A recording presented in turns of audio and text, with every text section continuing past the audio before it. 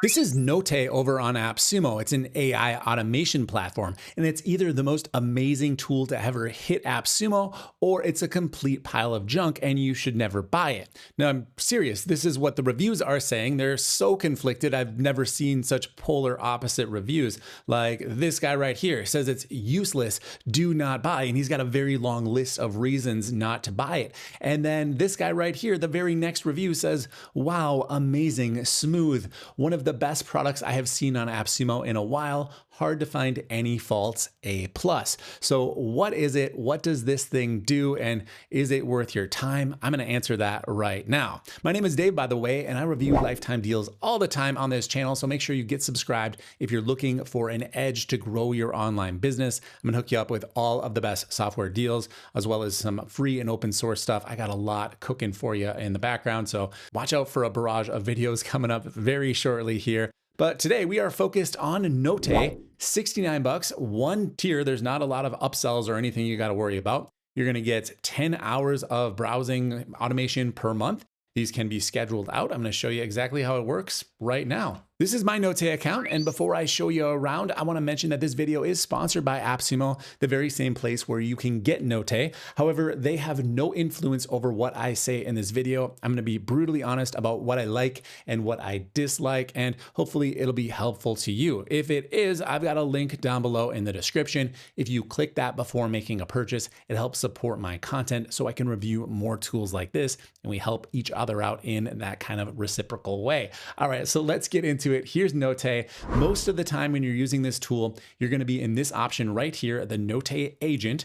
And then there's two different modes. We can do a prompt mode, which is just like ChatGPT. And then we can also do a demonstrate mode, which you actually use a browser and click around and show it what you want to automate. Now, when I say that prompt mode is just like ChatGPT, it's kind of just like ChatGPT. Now we're automating things, right? We're not just getting answers to questions. We can do it in a more automated fashion. And in fact, that's one of the downsides of automation tools, is that what you use it for is kind of up to you. There's a blessing and a curse here. There's so many options, you might not know what to do. It's kind of a retraining of your brain as you go about your daily tasks to start thinking about what things could I hand off to another human? And if I could hand them off to another human, could I hand them off to an AI agent? That might be the solution for a lot of you, just to start thinking about, what do I wish I could hire someone to take care of? And then, oh, actually AI is good enough now that it can do most of these tasks. So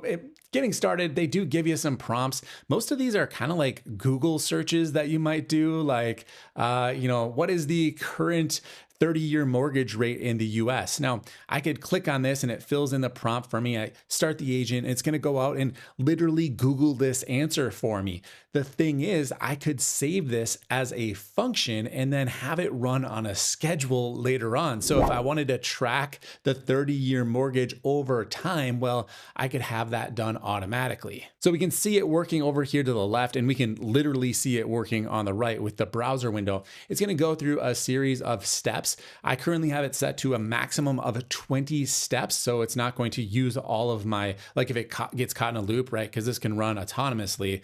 I wouldn't want it to burn through my entire automation budget because it didn't figure out the right process. So eventually it'll hit 20 steps and then get cut off. Now for this, it only took 4 steps. And as of May 19th, the current 30-year fixed mortgage rate in the US is 6.58%. So now that I'm done here, I can stop this session and it's going to pop open into a new window here. So it's processing this video. And now I can literally watch the session back if I wanted to see everything that happened during that automation. I've got a 1-minute video here of the entire process. I'll just kind of scroll along and you can see everything that it did. Now, if I wanted to automate this and have it run on a schedule, I want to save it as a function, which I click right up here to deploy it as a function. I can just go ahead and open this in the editor. Then I'll hit publish and give it a name. I can add in a description here. They do have an AI generated description that I can add in. So it's a workflow to retrieve the current 30-year fixed mortgage. Now, why would I want to do this? Maybe I'm going to buy a house and I want to wait till I get the absolute best mortgage rate, and I want to find out as soon as I can, but I don't want to be troubled to check automatically. This is one way that you could do that. All right, so I've got that entire thing saved as a function. If you notice over here under the browser section, I've got an option called functions. And if I refresh this, I've got my check mortgage rate function right here. I can click into this and then set it up to run on a schedule. It's going to use a cron schedule here. So I can write this in plain English and it will, and using the AI, it will regenerate it into a cron expressions if you're not sure how to do this. So I'll just write every 6 hours here and then I'll hit generate and it's going to rewrite this as a cron expression. And there we go. I'm set up. Every 6 hours, it's going to run and find the current mortgage rate. But we are really just on the tip of the iceberg with everything we can do here. So we're still in the prompt section. There's all these little icons at the bottom. Let me walk you through what each of these are. If I click on the gear icon, this is going to be my configuration. I can set up what type of browser I'm using, generally going to be some type of Chrome browser. I can also set up my proxies. So we can use the Notte proxies, or if you have your own proxies that you purchased from an external provider, you can bring them in here as well. If you're not sure what a proxy is, it's basically a way to make it look like your connection is coming from another place. It's kind of like a VPN, but we're using it in an automated fashion. So if we have 25 connections going, we don't want them all to be from our home IP. It would look like we're running a bot farm from home, which we kind of are if we're being honest, but proxies are a way to get around that. I mean, for crying out loud, there's even a checkbox to solve CAPTCHAs. I think we all knew that was coming. We've clicked on too many stoplights, and now that is just completely useless. In the agent tab up here at the top, I can set my reasoning model, the default model. I can also choose that over in the prompting section.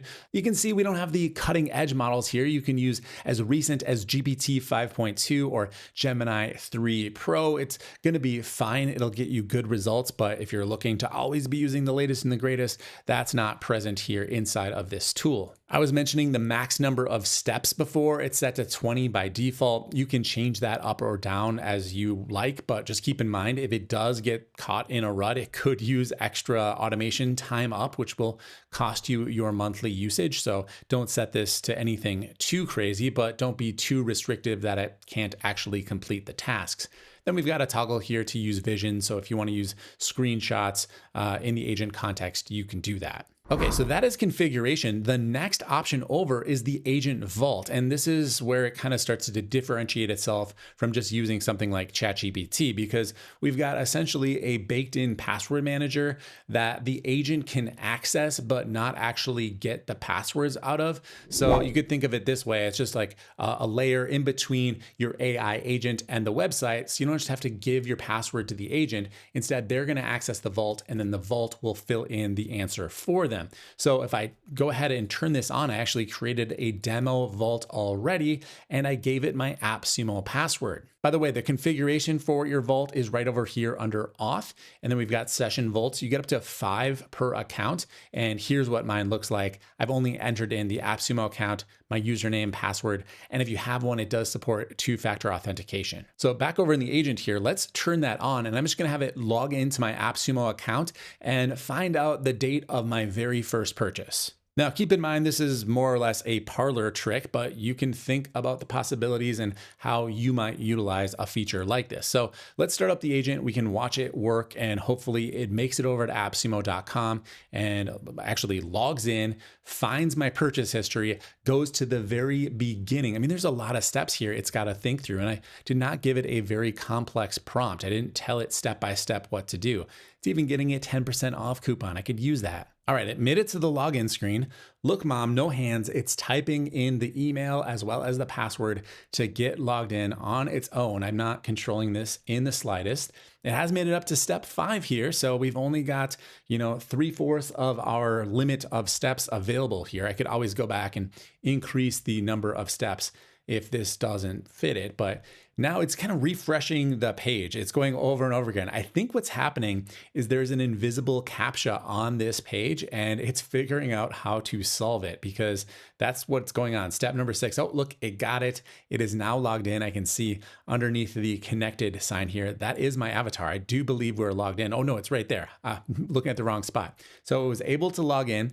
Now it has to find my purchase history. So let's see what it does next. Now, I'm not going to lie to you, this is a little bit slow. Like, I could definitely do this faster than the agent is doing it on my behalf. The important thing is it could run automatically. So I don't need to sit here and watch it do the work. All right, so step 7, it actually timed something out. But step 8, it found the text label Dave Swift, my avatar, and then clicked on that, and it's made it into the product section. So very smart, figured out everything it needs to do. Now I've got quite a few purchases on this account, so it's gonna have to go back quite a ways to find the very first date, and it in fact did not do it. It actually said the first product purchase was February 19th. That's not correct. So I'm gonna guide it a little bit. I'll say, that's not right. Did you go to the beginning of the purchase history?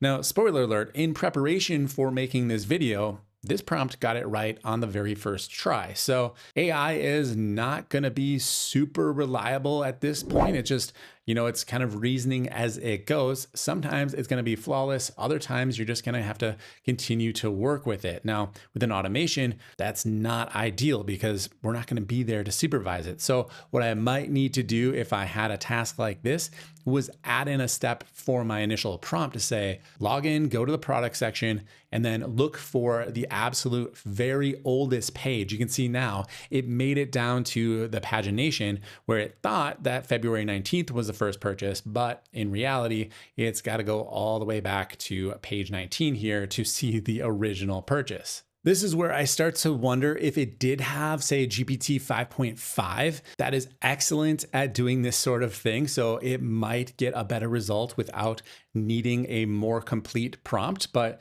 we got there eventually. It's on the last page right now. It's going to figure things out. You can see some of my first purchases here back April 8th, 2013. I bought Crazy Egg. It looks like I got it twice. Some of these say not redeemed, but they were. The redemption process didn't even exist back then. We've got the How to Make $1,000 a Month business course from Noah. That was like several $100s back then. I think it's like $7 now. So go pick that one up. March 24th, it found the date. I'm going to ask it what the name of the product is. The Guide to Getting No Cost Traffic from YouTube. Somewhat ironic given that I'm on YouTube demonstrating this right now. So this, again, a little bit of a parlor trick, not super useful. I'm not going to have it research this type of fact for me, but it did log into account. It was able to navigate to the correct section, and with a little bit more of a complete prompt, it would have nailed it. I know because it did earlier before I hit record. So that is the Vault feature. As you can see, there's a couple other options over here. We've got agent identities as well as session profiles. It starts to get a little murky for me as a user to keep track of what an agent identity is and what a session profile is and when I want to choose which option. So let me try to clarify this for you. A session profile is all of the browser cookies that may have been accumulated while you've used your browser, and they could be useful to you because they keep you logged in or they have your settings stored or whatever the cookie is doing on your behalf. An agent profile or an agent identity, is quite a bit different. This is giving your agent an actual identity so that it can have an email address and an SMS number and can log in, have its own vault and log in and act on your behalf. Let's start off by looking at session profiles. So in session profiles, we can add a new one right up here. I'll just call this one Meta. I'll hit create profile. And if I click on it, you can see there's no persistent domains. This is where my cookies or my local storage will live. So if I want to add some stuff in so that later I could have an agent run things, remember anything the agent does over in the Notte agent, I can save as a function and then schedule out to run autonomously.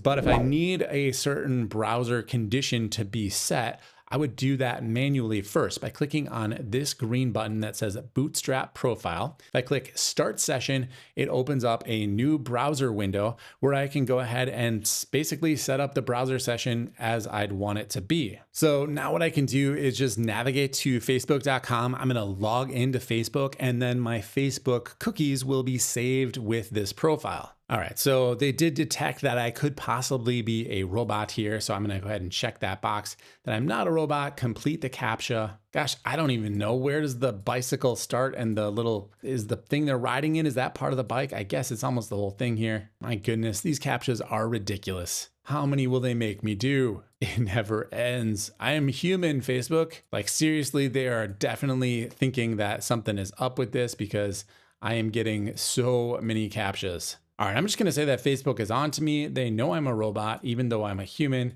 and there is no limit to the number of CAPTCHAs I will need to complete. All right, I cannot get out of the CAPTCHA hell here, so we're just gonna stop this.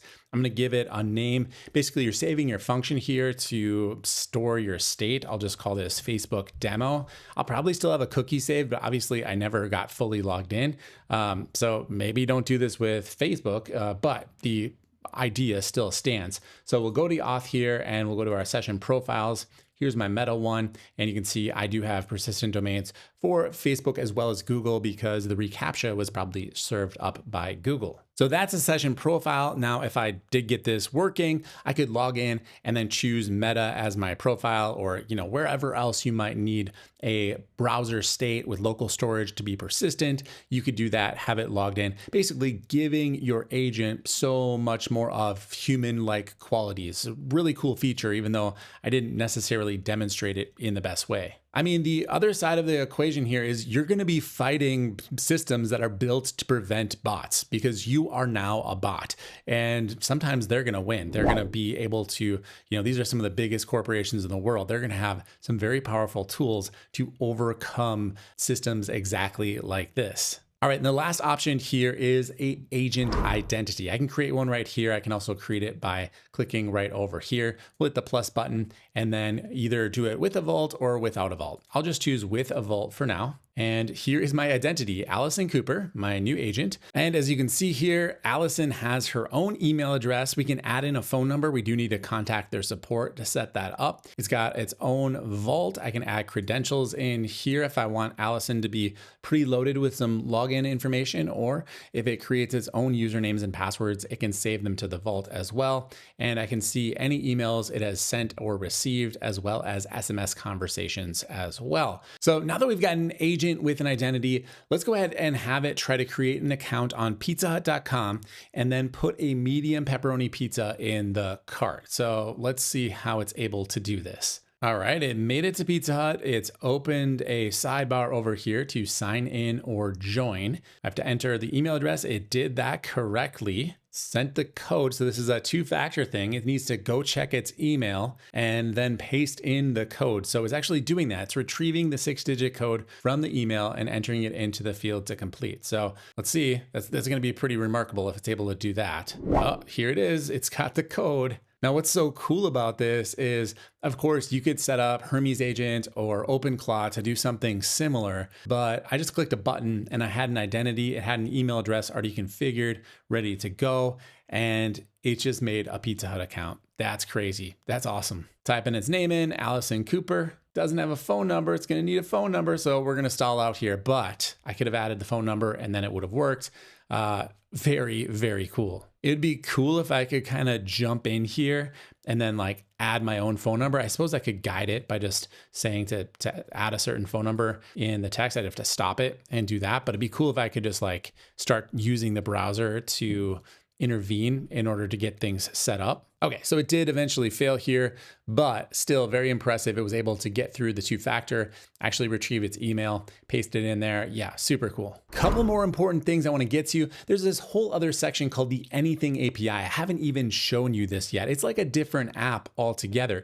When you click over into this from your Notte account, it'll look like it's like they're trying to sell you another product, but if you just click sign in, you don't have to do anything. There's not even a prompt. There we go. I'm now signed in. All of my limits transfer over. So with the API for anything, it's just describe a task and they'll engineer a skill. So some of the examples they give you are get the top 10 hacker news posts right now. Now, this is very similar to what we saw before inside of Notte. And in fact, that's exactly what it's going to do. It's going to build a Notte function that features the top 10 hacker news posts. So when would you use this over just doing the same thing in Notte? That's still a little bit confusing to me. Honestly, I think I would probably just stay in regular old Notte most of the time unless I couldn't figure out something and I wanted to try it here to see if it would work. But as soon as it's done, I can just run and manage my function. So I click this, it's going to pop me right back over into Notte and I've got my new function here. Okay, so that's one thing we haven't covered, and I'm not going to go super deep into it because, like I said, there's a lot of redundancy here. I do want to show you the demonstrate feature, and I'm going to save that to the end of the video because I want to mention the API keys. This is a really huge thing because what you can do is actually give your agent, mine's named Lloyd, you can give it a API key for your Notte account, and then it can basically command the entire ship for you from whatever interface you're used to using. Now, if you're not familiar, if I'm speaking Greek to you right now, I'm talking about something like an OpenClaw agent, a Hermes agent. You could probably even have something like Claude Code or Codex connect up to Notte, give it the API token, and then just take care of everything inside of your one usual interface, never even needing to log into their website. So here's my agent Lloyd. It's a Hermes agent, and I'm using the OpenAI Codex OAuth integration. And I've told it to use Notte to check the current mortgage rate in the US. And I was very explicit, only do this using Notte, do not use any fallbacks. So we'll see if it's actually able to go out and grab I've given it the API previously, so it should have those credentials. Hopefully it finds that and it's able to connect up and tell me the mortgage rate. And we should see a log of that over in Notte. While Lloyd is working, I can show you where that would be. We do have our sessions over here, and that's going to show everything we've done throughout the entire video. It'll all be logged here. So if you ever want to go back and figure out what your build for, how much stuff was costing, you can do that on a case-by-case basis. And to go one step further, in the usage section over here, we've got an API calls chart where we can see how many API calls were made on a given day. On May 18th, it's made about 38 calls. And that would in fact be the results of the prompt I gave earlier because it's the only time I've asked to use that API connection. And Lloyd came back here with the interest rate of 6.36%, a little bit better than what we saw earlier. All right, let's end the video with one last thing. I'm going to demonstrate the demonstration feature. So let's say my starting URL was appsumo.com, and I'm going to click on demonstrate here. It's going to open up a very familiar site, that same browser we saw when we were setting up basically our session to get everything logged in, right? So this is what we saw before. Now I'm starting on appsumo.com, and what I want to do is look for new arrivals. So I'll go to the new arrivals section. Here are the new arrivals. I'm going to sort by latest. And then I'm going to go ahead and do Smart Scrape. And I'll just say to find all the latest tools, save their names, price, and a brief description of each. And we will go ahead and scrape the page. So now it's going to go ahead and extract all of the information. It's giving me some examples of what this is going to look like. I will hit accept. And we are essentially done. I'll call this Scrape AppSumo and hit deploy. And now anytime I want to find out what the latest deals are on AppSumo, I could just run this. Of course, I could automate it, and I could even tie it into N8N to grab all the data and send off an email to me or create a document, whatever type of notification you'd like to receive. When you start to combine this with N8N or your Hermes agent or your OpenClaw agent, basically the world is your oyster. You can accomplish darn near anything. Okay, so that is Notte agent. Now, is this system flawless? Almost certainly not. In fact, in the beginning, when you're getting automation set up, I don't care what platform you're using, it's going to take you more time to get the automation set up than it does to just do the thing once and be done with it. The benefits only occur after the 10th, the 20th, the 100th time that you've done the thing. If you had the automation set up, you wouldn't have to think about it again. So that is the real world struggle that you'll find as you enter this new era of automate everything, use AI as much as possible, but never compromise on quality. That's a very difficult thing to balance, especially for our human brains that grow frustrated with waiting and configuring and troubleshooting when we know that we could just look up and find the information on our own. That said, I am excited for the future. I think we'll be able to accomplish so much with smaller teams. So the people who are really driven will have a great opportunity to succeed. A tool like Notte will definitely be beneficial, I think, for most. But if you watched this video and you didn't think it was a good fit for you, well, then that's just fine. If you found it helpful, again, I've got my link down below. You can pick it up over at AppSumo for a one-time deal or anything else over AppSumo. It's a great place to find find tools for your business. I'm going to go ahead and score this one. I believe it is a 7.9 out of 10. Certainly some things to improve, some more clarity for average people. It's kind of developed a little bit more for more technical users, and I don't think it needs to be. It's got a practically no code type of interface. So really, really on the right track with this application, but just a few more quality of life improvements would definitely bump it into the 8s. So that's going to do it for this video. If you found it to be helpful and you want more like this, don't forget to get subscribed. If you have any questions, comments, or just want to help me boost the algorithm, go ahead and leave me a comment down below or hit that like button. It really helps out a lot. My name is Dave. Hit me up over on daveswift.com. Get signed up for my free email newsletter. It goes out every single Tuesday. You can find past editions over on the website as well, but it will cost you your email address to get access. That's all for now. I will see you in the next one.